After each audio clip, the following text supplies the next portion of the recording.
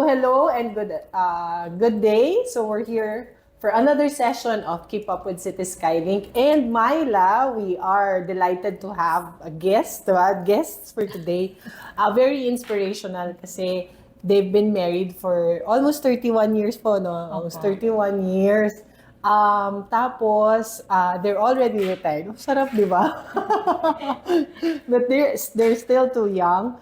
'Di ba? For me, parang ang bata pa for them to retire, but they are now enjoying the fruits of their labor at saka yung mga diskarte sa buhay na ginawa nila. And they'll be sharing with us yung experiences nila into real estate investing. So, we have Sir Jess and si Ms. Rose Paigones. Thank you po. Thank you talaga for Salamat po. Ayan, kasi this podcast po talaga is really for education and sharing yung mga experiences po in real estate investing. Tsaka kasi syempre gusto nating ma-inspire yung mga tao, di po ba? Para huwag silang matakot na mag-invest. Doon naman talaga, may kwento si Miss Rose di ba? Miss Rose, hindi katakot. Sinong takot? Siya. Ikaw ang takot, sir. Pero ikaw yung may work. Yes, ako ang tagabayad, pero ako ang takot kasi hindi ko sure kasi ang bilang isang OFW, hindi ko alam kung hanggang kailan ako maganda ang health. So doon ako natatakot, baka mamaya bigyan ko siya ng problema. Yan ang natatakot ko. Okay. Pero paano po nagsimula yung pag-invest nyo sa real estate? Sa Zambales pa lang kami, mahilig na talaga kaming bumili ng properties. Nag-start kami sa maliit. Halimbawa, yung isang property ay 500 square meters pero napakamura. Ang monthly binabayaran ko sa bangko, ang cost ng property pala ay 80,000 ba? 80,000. Kasi 3,000 monthly ang binabayaran ko sa bangko eh. Gaano kalaki yan, ma'am? 500 square meters. 80,000, ano? That was 1993? 1995. Anak na namin si Jessa. So, o 1996. Tapos, niresale ko siya after 10 years. Kasi nasa iba na kami noon. Nabenta ko siya, binenta namin doon sa kapitbahay, which is my cousin also. Binenta namin ng 250,000. O, diba? Doon kayo nag-umpisa Doon talaga? kami nag-umpisa doon ako nagka-idea, maganda palang real estate. May nagbenta na naman sa amin ng isang property. Ang presyo, ang lot area is 1,000 square meters. Tapos binenta lang sa amin ng 125,000 pesos. May mangga pa. May puno pa ng mga mangga, mga century puno. Nung nasa iba na naman kami, dahil ayoko nga maraming iniintindi, ganon. Binenta na naman, kasi may buyer. Binenta na namin siya ng 375,000. Ang laki na. Parang ilang years lang, parang 3 years ko lang siyang ginamit. Tapos, parang sinubukan namin kasi sabi nila maganda daw magnegosyo ng mangga. Pero hindi mo pala, pag hindi mo kabisado, hindi mo siya ma-enjoy. Hindi mo makikita, ay, masarap palang mamunga ng mangga. Nakikita mo magandang bunga ng mangga. Pero hindi doon nakikita yung tunay na bunga. So, kundi doon. Ma'am, from mangga dapat, na yun yung idea. Naging real estate yung parang... Yes, oo. Hindi, kasi sabi mo nga, di ba, hindi mo kabisado. Parang mahirap palang mag-alaga ng hindi mo kabisado Yes, ng investment.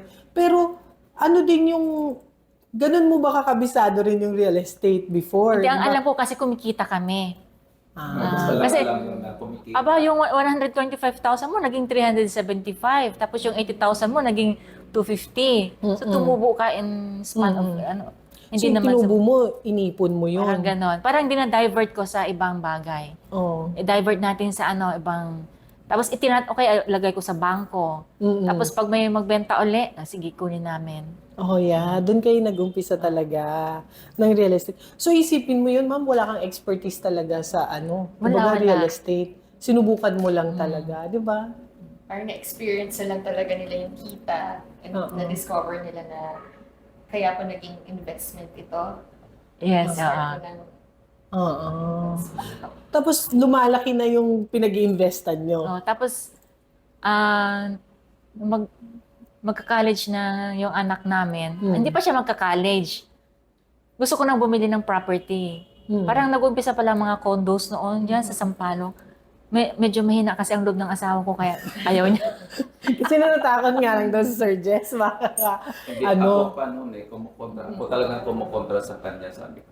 Huwag ka kumuha ng bahay na ganyan. Nasa hangin, sabi Maghanap niya. ka na lang ng yung may lot, sabi ko ganyan. Sa condo to. Oo. Kaya sabi niya, ay ang mga time na yun, yung mga area naman ay ang lalayo.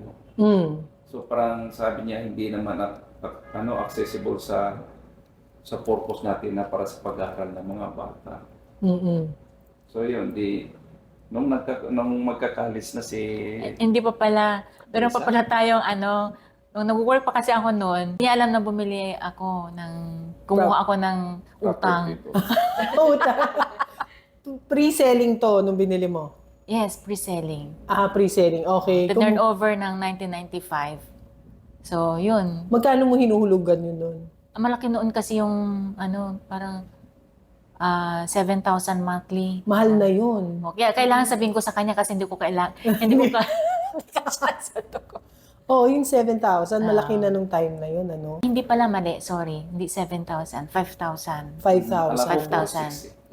Wala pang 5,000 pala. Plus 4,600, wala kang down payment nun. 50,000. 50,000 lang yung start nun. Magkano contract price nun? 375. Tapos binayaran yung 50,000. Kaya 325 lang yung loan. Yun. Ang mura pa nun, Pero dati mahal na rin yun. Mahal na rin yun. Tapos, dinispose nyo na yun. Dinispose namin.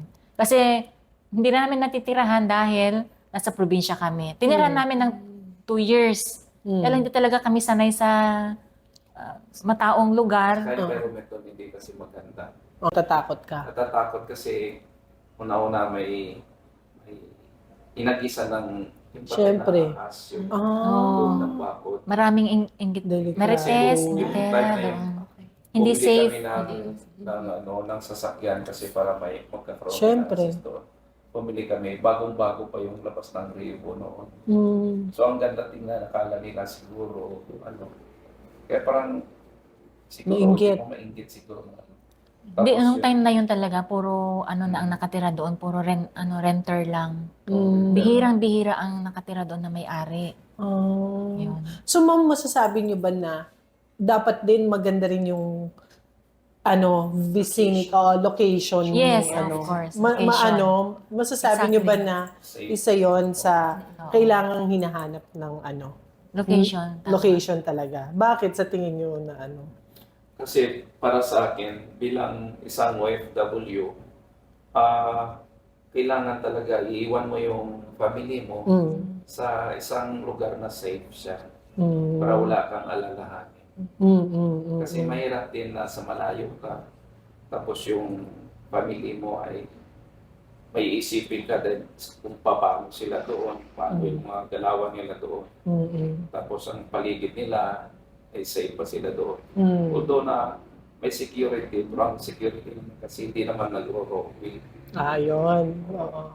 Malaking bagay, no? Malaking bagay talaga yung talagang strict yung isang village na Oo. malaking bagay. Tsaka parang yun yung nagpapataas ng presyo nung Oh. nung yung property. Pag maganda yung community. No? Community. Pag hindi maganda yung community, medyo Talaga, totoo yun. totoo, no, ma'am? Na Kaya nga, yung house and lot na yun, alam mo, nabenta lang namin siya ng ganon. Oo. Kasi, hindi mo na-expect na tataas yun kasi hindi na maganda yung environment. Oo. Kumita ka pa rin, Kumita pero pa rin. hindi man ganun Oo. ka laking potential na kumita pa ng mas malaki. Kasi nga, because of the environment, tsaka yung na-create na community nung property, no? So, yun yung pangatlo nyo. Pangatlo. So, nakaipon na kayo ng pang-down payment sa iba. So, after nung pangatlo nyo na yun, nag-try na kayo sa city? Yun Umuwi muna na. tayo sa iba, sa Oo. Pilaria, tapos pumunta ng iba. Nag-city na kami kasi si Jessa, yung panganay namin, mag-aaral na siya ng Grade school na. college. Hindi, yung doon muna sa iba. After ng imus mo, ito yung iba kasi dahil sa Hindi, yung investment ang natakot pinag-uusapan. ka. Kaya bumili ka ng lupa doon sa, oo. sa Kaya iba. bumili kami ng property sa iba O, kasi pag-uwi ko. Pang-apat yan. pang-apat Pang-apat na yun. try. Oo. Oh. Yun, napatoyan namin ang bahay. Kasi nga, tama yun sabi mo, Vanessa, na yung community importante talaga. Nakita namin ang tahimik ng lugar, tsaka yung mga neighborhood parang okay. Sabi ko, sige, okay na ito, dito na tayo magpatayo ng bahay. Patayo kami ng bahay doon. Kaya doon sa area na yun, doon na, sa iba, doon na nag-aaral ng mga bata. Doon na sila nag-high school, elementary high school. Tapos na magka-college na si Jessa, yung panganay. Gusto kong bumili ng kondo. Kasi sabi ko, Jessa, saan ka ba mag-aaral? Mama, sa UST or ano? O sige, mag-UST ka na lang, sabi ko. Sa UST na lang tayo bibili, sabi ko. Ay, wag kang bumili ng kondo, sabi niya. Wag na ako bibili ng kondo, sabi niya. Ano po yung nag-push sa inyo na bumili ng condo, mag-invest sa condo ng time na yun? Ano ko lang. Kasi po, siya nagtitraining siya dito sa Manila noon. Tapos, sa Taguig siya umuuwi. Tapos yung anak ko naman, nag-aaral na ng Makati. Nasa dorm. Eh, ang strict ng dorm. So, sabi niya, ang ginawa namin muna, nag-rent. Nag-rent muna kami ng 6 months. Tapos doon niya nakita, sabi niya, aba, okay naman palang kondo, sabi niya. Parang okay lang iwanan mo yung unit. Kasi merong safe mo siyang iiwanan, hindi ka mag-aalala na papasukin ka na magnanakaw. Doon siya na-encourage. Okay, sige, bumili ka na. Doon ka rin pala na-convince. Nung tumira ka. Tsaka yung anak kasi namin, si Jessa, sabi niya sa akin, Daddy, sige na, bumili na tayo. Pag-aral ako mabuti. Kaya yun, ginawa namin yung Yung sa Makati. studio. Sa Makati na to, Oo, ma'am. sa Makati na. Sabi ko yung studio na binili namin. Oo. Para na makalipat na mula doon sa Sa dorm. bahan. Oo. Saka si Jessa sa dorm. Ginawa na namin yung studio. Ah. RFO na yun. RFO nyo nung nakuha. RFO na, oo. Magkano, ma'am, nyo nakuha yun? Dati. 2.5. 2.5, no? Mas malaki pa ang mga studio units nun eh. 21. 21 square meters. 21 square meters. 2.5. Anong year yun, ma'am? 2014. 2014. Oh, di ba? Tapos ang ganda ng location. Ang ganda ng location. Tapos, ang isa pa doon, nakatulong din sa amin. Kasi dahil malapit sa school ng anak ko, nakakonvince siya ng dalawang package. from her school, kasi walking distance lang, tumira doon sa kanya.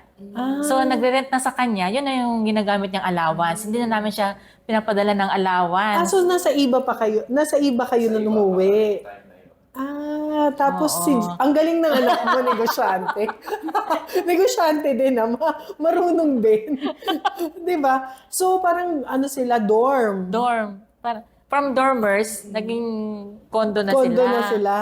Okay. Ang galing, So yun na yung pinanga-allowance niya. Yun na yung, hindi na naman siya padadalhan. Pati pambayad ng kuryente na lang. Doon na lang, hati-hati sila sa kuryente. Hati-hati din sila sa Matipid kuryente. din sila. Oh. Kasi ayaw lang magbayad ng mahal na kuryente. Ang galing! Hindi ko alam yan talaga. Ang galing, kasi naka-encourage siya. Kasi nga naman, nasa labas, mas may freedom. Pero at least si Sir Jess, na-answer din yung safety ng Safety na family na mga kuya na sa malayo. Hindi mo masyado inisip na baka mapasok, may no? Saka safe talaga sila dyan dahil maliban sa may gwardiya, yung time na yun strict talaga noon. Oo po. Kasi yung time na yun wala pa man ng mga ibang mga Chinese na ito wala pa. Oo. So talagang strict sila noon. Oo. Kaya Talaga. Yun yung first nyo dito Yes, na yun. condo. Tapos natuwa na kayo. Nakita nyo na pwede palang parentahan. Tapos yung time na yun, habang nandyan kami, may sinasabi niya sa akin, mayroong nag-back out na may resale sa diyan pa rin yung one bedroom. Ibang tower lang. Diyan pa rin sa tower. Same tower lang. Oo, one bedroom na siya, malaki-laki. Sabi niya, kuhanin na natin. Sabi ko, sige, kuhanin. Kung gusto mo, kuhanin natin. Kasi, kawawa naman kami doon pag nandiyan kami, 4 kami ay masik kami talaga. Sa studio, oo nga po. Ayun, kinuha namin kagad yun. Yan yung time na Yung napagbentahan namin ng kinuha na niya. pagbentahan ng bahay namin sa iba. Binenta nyo na yung bahay nyo nun Oo. sa iba. Okay. Kasi may buyer din. So, ma'am, parang as long as pag may naririnig kang may gusto nang bumili. Oo. Actually, yung bahay namin doon sa iba na yun pinatayo namin, siya din ayaw niya ibenta. Sabi niya, wag mo ibenta kasi first house natin yan, sabi niya. Sino titira? Kuha tayo ng kasambahay. Siyempre ako, practical ako. Sabi niya, magbabahay ka ng kasambahay. Tapos walang gagawa, bantay yung bahay mo. Tama naman. Sabi ko, bang yaman-yaman mo naman. May tagabantay. Siya lang ang nakatira doon sa bahay. Sabi ko, benta na lang natin. Sabi ko, patayo ka na lang uli balang araw. Sabi ko. Tapos sabi niya, sige, benta mo. Sabi niya. Binigyan niya na ako ng sign. Sige, benta ko. After 2 days, may bumili na ng bahay. Mabilis na pagkabenta niya kasi. Kasi hindi naman na kami naghahangad ng... Kasi yung ibang mamahal nilang magbenta eh. Katulad yung isang friend ko, binibenta niya yung bahay niya for a long time na. Something like that. Basta malaki ang patong kesa doon. Hindi niya mabenta. Yung presyo ng bahay namin, parang kumita ka lang ng konti, okay na yun. Mas importante, madisbuso mo ka agad. Kasi magagamit mo ulit yung pera eh. Yes. Yun. Tapos sabi ko, yung binigay ko doon sa ahente, may buyer agad. Binayaran agad ako nung buyer. Sabi ko, mabayad na po kayo? Halika na, bayaran na kita. Sabi niya. Ang galing. Actually, ako nagulat din dahil kaalis ko lang.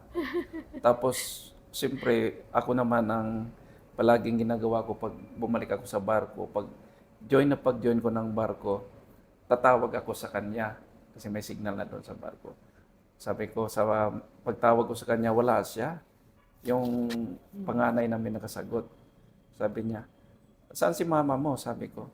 Sabi niya, nasa Olongapo. Sabi ko, sa Olongapo, bakit?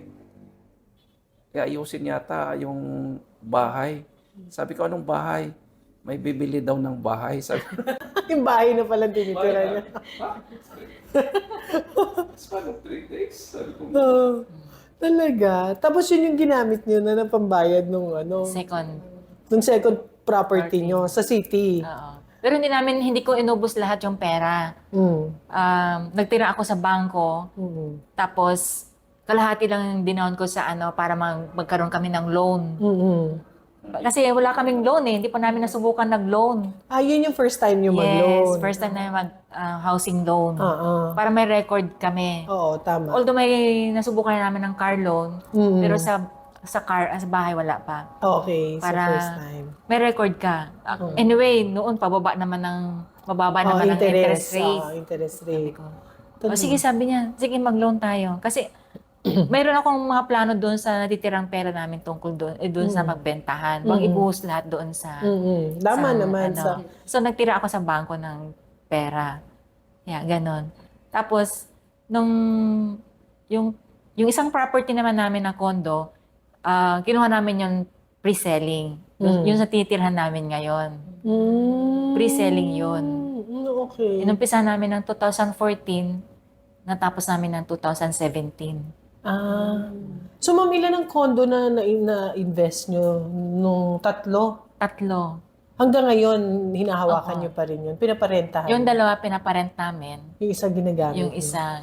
Yung personal nyo, yun yung pre-selling nyo? Opo, yun. So, yung 3 na yun, natira namin. Una kami sa studio, tapos nag-1 bedroom kami. Dahil, yun nga. Tapos, Tsaka yung mga bata dito nag-aaral? tapos yung mga bata dito nag-aaral. Tsaka convenient sa sa office niya noon. Oo. Dahil malapit lang yung agency niya. Tapos yung anak kong babae, nilalakad lang niya yung school. Mm-mm. Si JJ, sama po. Tapos ang lapit namin sa simbahan, lapit namin sa grocery. Very convenient talaga. Yung sasakyan namin din nagagamit. Yan yung time na pinairam namin sa pare. Yung Kasi hindi namin sasakyan niyo. nagagamit. Pero may parking lot din kayo. Talagang bumili rin kayo Oo, ng bumili kami parking ng lot. parking. Necessary rin talaga na meron, ano. Kasi mahirap yung, tatlo yung units nyo, wala kayong Kasi parking nagre-rent lot. kami ng parking. Sabi ko, kinenta ko yung renta ng parking. Teka muna, laki ng interest sa isang taon na. Malaki ng renta natin sa isang taon. Bili na tayo ng parking, sabi ko. Yun, bumili na kami ng parking. So, kinip nyo talaga yung condo as income nyo. Yes, Rin kasi yun. yan, kasi nung, yung studio pa lang napaparent namin, aba okay, kasi parang ito na yung retirement funds namin. Sabi ko, sige okay na yan para meron tayong kita, meron tayong, ba yung pang siguradong kita, siguradong income Oo. during the retirement Oo nga. days namin. Oo nga. Tama. At saka less ang pag sa mga condo, less ang kanyang yung kanyang maintenance. Yes. Less. Tapos, safe pa din. Safe Yes, siya. actually, yan ang number one talaga. Hindi ko naman sinasabing hindi safe sa house and lot. Oo. Kaya lang, meron ka rin ma-encounter talaga ng hindi okay sa neighborhood. Kaya talaga choose your neighborhood din talaga pag house and lot, ano. Tapos pero pag condo kasi, tsaka ma'am, malapit sa ospital. Yes. No, malapit sa supermarket. Yun yung mga, pag retiree, minsan yun yung hinahanap, ano. Yun yung nanonotice ko sa mga yung mga retiree. Malapit sa ospital. Oh. At hindi lang sir basta ospital, maganda church. Tsaka magandang ospital yung kumpleto yung facility. Oo. 'Di ba? Kasi mahirap yung hindi complete din yung facility ng hospital 'di ba? Ganun yung yun yung concern din ng mga ibang kliyente. Kasi example na lang yung isang neighbor namin, separate din siya. Tapos nag-iisa siya kasi may bahay sila sa Cavite. Tapos naramdaman niya na Bumigat yung dibdib niya. Bumigat ang dibdib. Tapos sabi Naglakad niya, lang siya. paano ito? Parang hindi ko kaya. Then may ratso siya sa ospital. Kung malayo yun, baka hindi na umabot sa ospital. At least naagapan siya. So yan ang mga advantage pag ikaw ay Heart attack sana siya.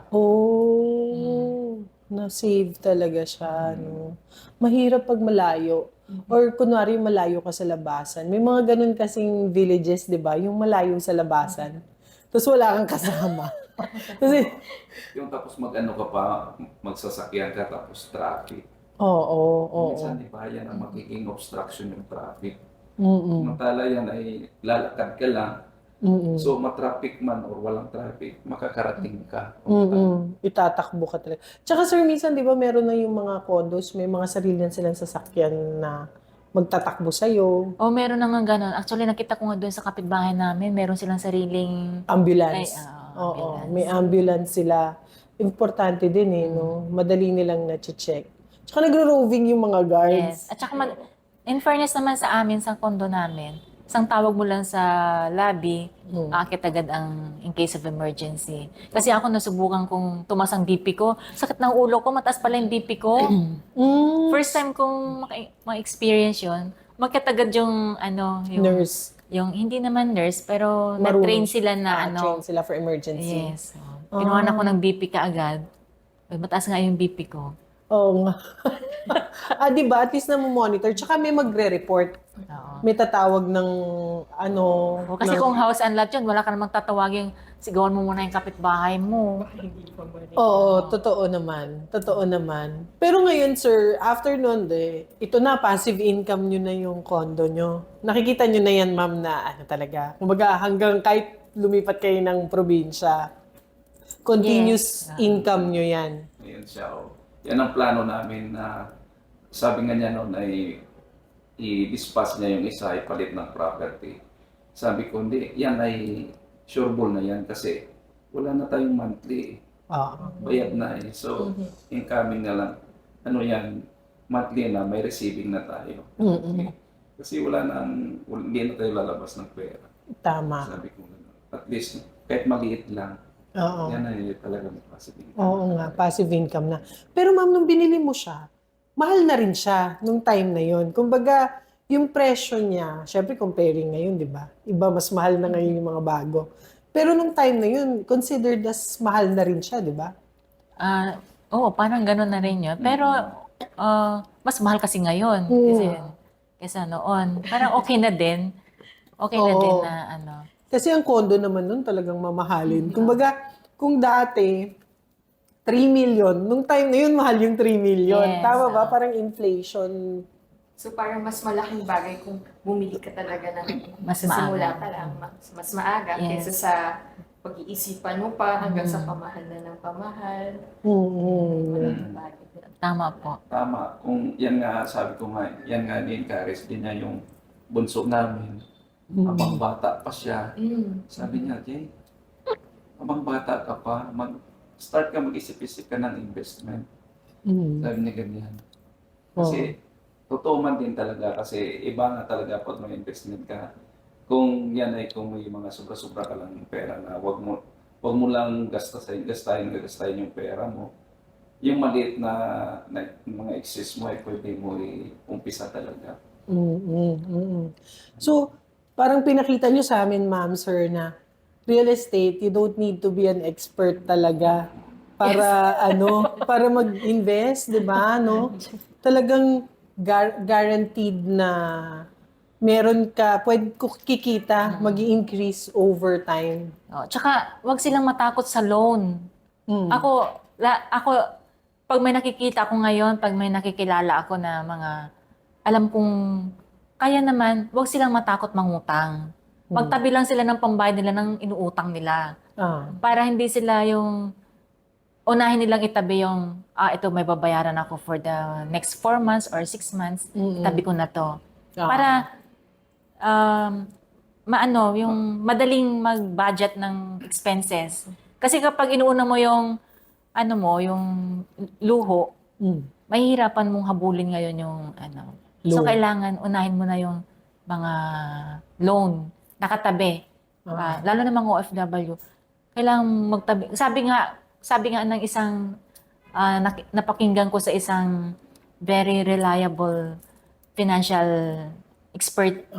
Sabi niya, you have to save your money at least 6 months of your Expenses. expenses. Para hindi ka palaging nag-worry. At least, kung kumain ka man sa labas ng ilang beses sa isang linggo, okay lang yon. Kasi alam mong meron ka nakatabing pambayad mo ng utang. So, dapat, kumbaga, wag sila talaga matakot sa loan. Yes, wag. Actually, ako, hindi rin ako talaga takot mangutang kasi marunong ako magsinop ng pera. Yun. Kasi ako dati takot kasi ako eh. Ngayon, uli ko na lang na-realize na, hindi pala nakakatakot ang loan. Oo nga, no? Hindi. Kasi maganda naman yung kinalabasan nung loan, di ba? Yung tinatawag na good debt, di ba? Yung parang, yung good utang na sinasabi nga nila. Kasi nga, may property in the end na, na sa'yo. Di Kasi ba? iniisip nila pala, ay, ang laki ng interest, ang laki ng interest. Kasi pag ganun ang mentality ng tao, kahit nga malalaking kumpanya, nangungutang. Di lalo na tayong mga kailangan nating mangutang. Kasi mahirap kang maghabol ng perang milyon kung hindi ka mangungutang. Oo. No. At parang at the end of the day, parang walang naging effect yung pinaghirapan mo pag wala ka ring yung natira sa'yo or na-invest sa'yo na property, no? Or sana man lang nakatitulo sa'yo talaga. Di ba? Iba rin yung feeling, di ba, ma'am? Oo nga. Lalo na siguro kay Sir Jess kasi siya yung, siya yung OFW. Yung parang, ang saya-saya niya na-realize na, uy, dami kong titulo. Ang dami kong titulo. Kaya minsan binubuksan ko, sabi ko, titulo pala ng ito, ganyan, mga titulo. Tapos, may policy pala tayo dito na ito pa sabi ko ganyan. At tinitingnan, binabasa-basa ko lahat. Ang sarap, no, sir, na ano, ang sarap na tignan na yung pinag-ipunan mo, no? Pero ma'am, yung lakas ng loob, sa tingin mo, kailan siya dapat talaga nagsa-start? Kasi karamihan, di ba, Myla, yung mga buyers, sobrang takot, sobrang parang, kaya ko ba? Yun. Ako lagi kong, sabi nga nung aking lagi kang may risk. You have to take the risk. So, kailangan, huwag kang matakot pag alam mong marunong kang humawak ng pera. Kasi matatakot ka kung wala kang tatanggaping pera talaga.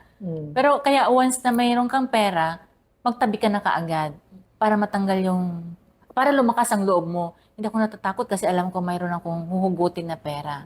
At saka laging magdasal. Mm-mm. Kasi, Lord, paalisin mo na uli ang asawa ko. Kontrata ulit. Hindi naman joke lang. Saka mahirap din kasi kung gaya ng mga OFW, kung hindi nila gagawin yung mga investment na kahit anong mga investment. Kasi kung wala silang binabayaran, pera nandyan lang eh. Ang bilis maubos yung pera pag nandyan lang. Pero kung may binabayaran ka, obligado ka magtabi ka talaga na pambayad mo next month eh. Kasi Oo. hindi mo alam kung next month ba mayroon pa rin. Oo. So obligado ka talaga eh. Kasi kung nandyan na yung pera, matawag ka lang ng isang kaibigan mo o kita tayo sa nakita mo dyan ang pera eh. Go ka kaagad. Diba? Pero pag may bayarin ka, na itabi mo na. Pagtawag niya, ay pasensya na kasi empty na ako eh. Or going empty na. Sabi mo ganun, di ba? Priorities, yung priorities na si-set mo. Pero sir, fulfilling naman, di ba talaga? Yung fulfillment, yung feeling ng fulfillment after mong delaying gratification nga daw yung tawag doon eh. Yung parang ngayon, tipid-tipid, pero eventually, you'll enjoy. At saka malaking bagay yung support talaga ng mga anak, yung buong family. Kasi tulad ako, pag nangungutang kami, o yung mga anak ko sinasabihan ko, huwag mo na magastos, huwag mo nang bibili-bili kung ano-ano at may babayaran tayong ganyan. Ganun naman din sila. Opo, ma. Opo, daddy. Malaking bagay yun. Teamwork din. Yes. Ganun ko sila. Inspiring yun. Ganun ko sila. Kung hindi nyo kailangan, huwag nyo munang bibilin. Ganun. Kasi sayang din. At saka ako nung nasa Zambales pa kami, pangarap ko talaga magka-condo kasi ano ba kayang buhay dyan sa condo? Parang sarap pakinggan ng ka-condo ka. Pero ang number one mo doon is yung investment. Sabi ko, Lord, pinag-pray ko talaga yon. Sabi ko, kasi everyday nagsisimba ako kahit nasa probinsya ako. Gusto kong matry makabili naman ng isang condo, Lord. Pahingi naman, sabi ko. Ganyan. O binigyan ako isang condo, binigyan kami isang condo. Hindi lang isang condo namin ngayon, tatlo na. Oo. It's more than expectations talaga. Oo, no? Galing ni Lord. Kaya kailangan talaga, palagi kang hingi ng prayers. Through your prayers, hingi ka ng guidance. Oo nga. Tsaka ma'am, from Zambales to Makati, parang ang layo, no? Parang minsan iniisip ko, paano ka nakarating ng Makati?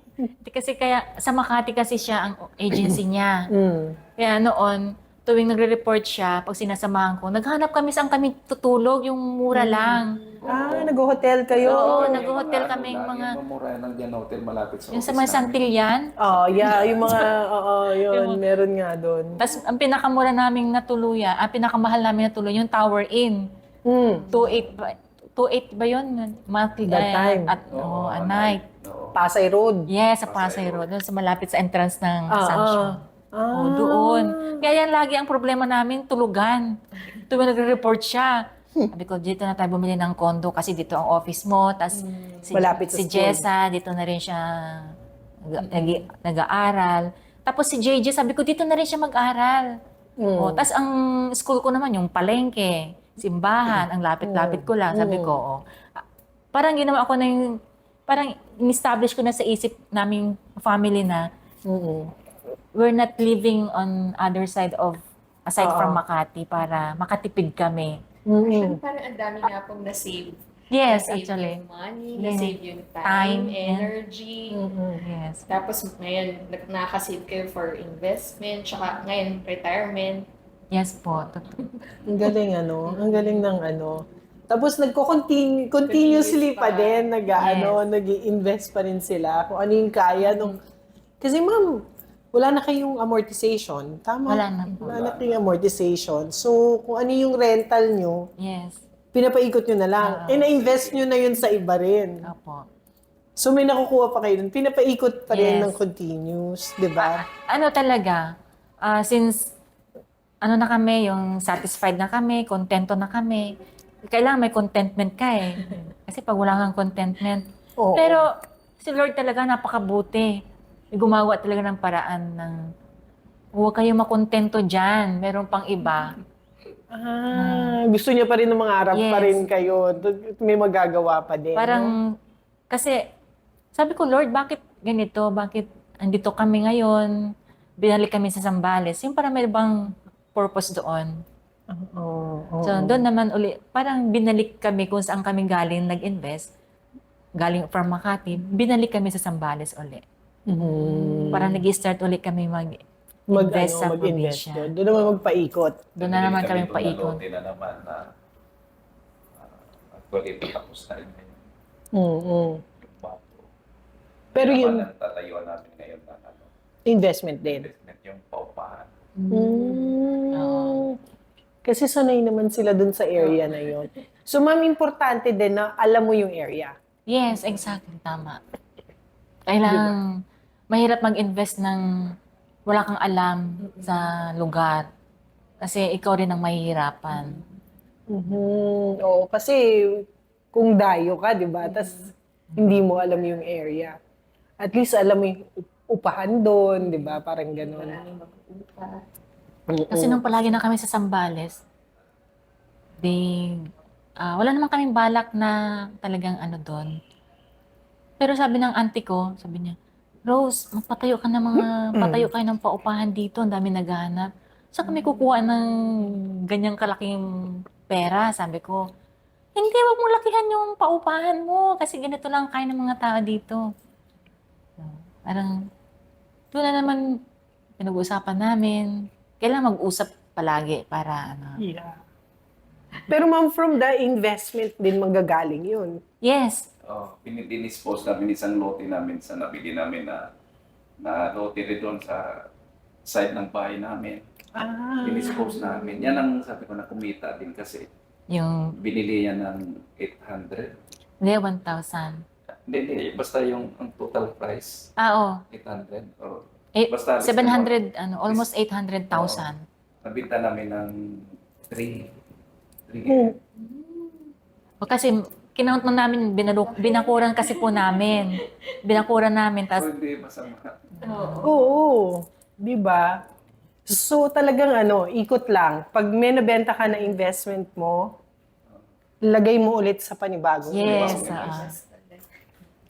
So, yan ang plano namin ngayon, yung lote namin. Yung kalahati, kasi medyo malaki-laki rin naman.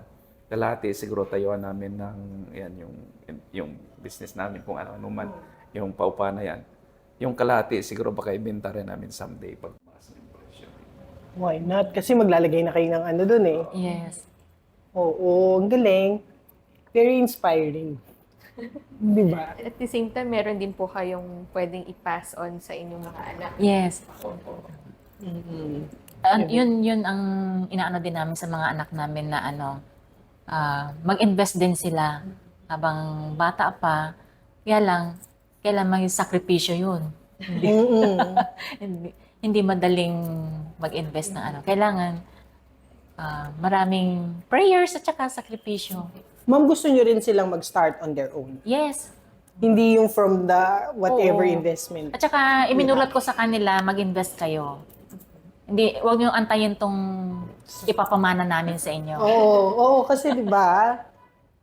Yun din ang sinasabi nyo. Oo. Sinasabihan niya siya.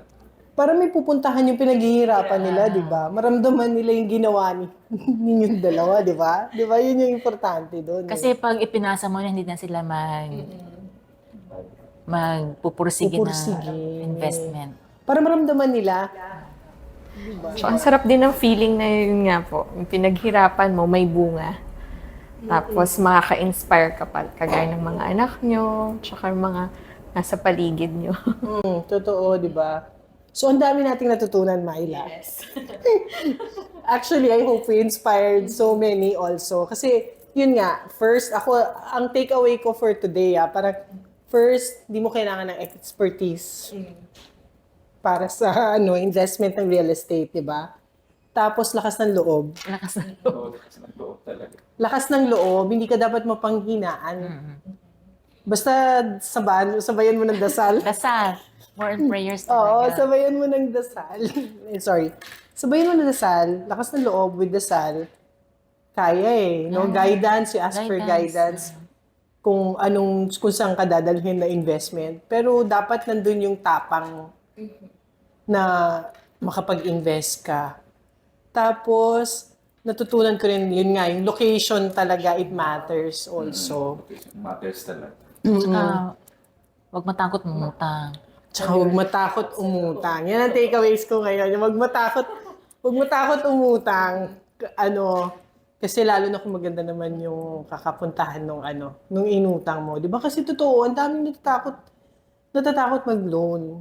Hindi, kasi marami kasi hindi alam. Kaya yung Yung aming kaibigan din sa probinsya. may ganun. Sabi niya ganun. Hindi niya alam na ganyan pala pwede pala mangutang na gano'n. Sabi niya, totoo, sabi niya. Kasi hindi sila na Maalam pa Educated. masyado. hindi sila parang walang nag-orient sa kanila kung paano. Lubog na lubog sila sa utang. Miss. Lubog na lubog sila sa utang dahil sa interest ng tao. Umuutang sa tao. Kaya tinuruan ko. Sabi ko, ganito gawin nyo. Sa bangko kayo umutang. Huwag kayong umutang sa tao. Kasi ang bangko, mababa lang interest, pero hindi ka gigipitin. Di tulad sa tao, pag sinabi mong bukas ako magbabayad, Kailangan bukas. gipit ka na nun. Tapos mahal pa yung Yes, interest. mataas pa yung interest.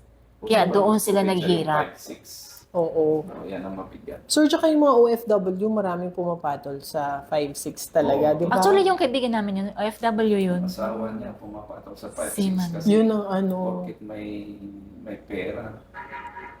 Kung hindi naman palagi may sakay, malulubog talaga.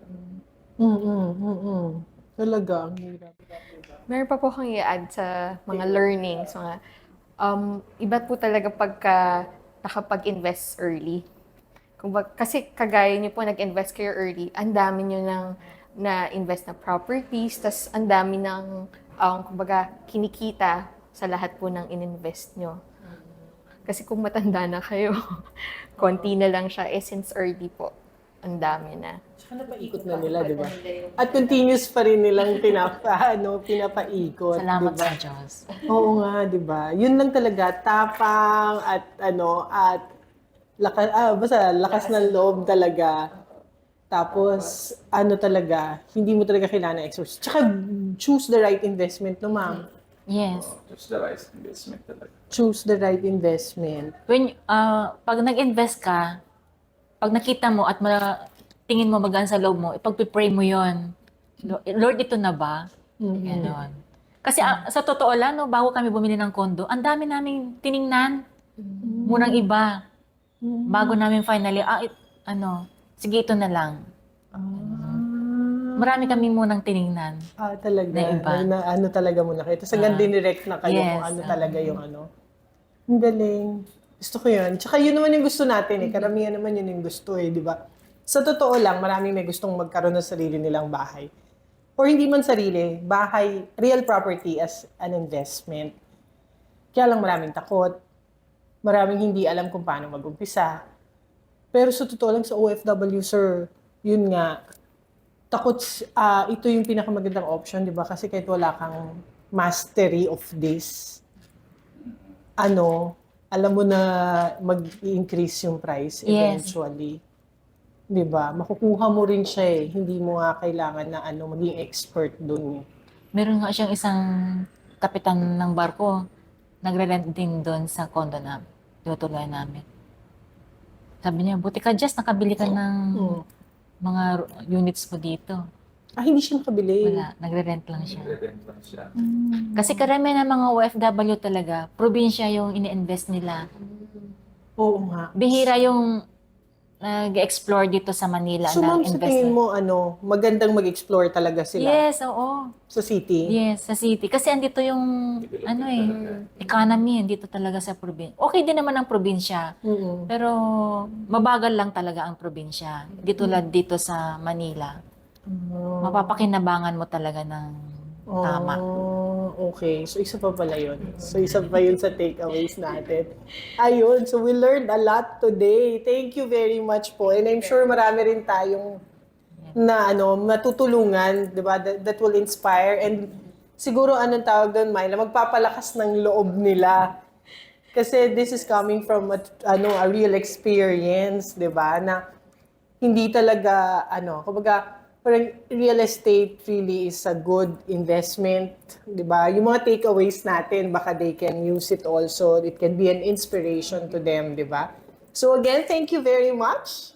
Thank you very much, Sir Jess. Thank you very much, Miss Rose. It's our pleasure.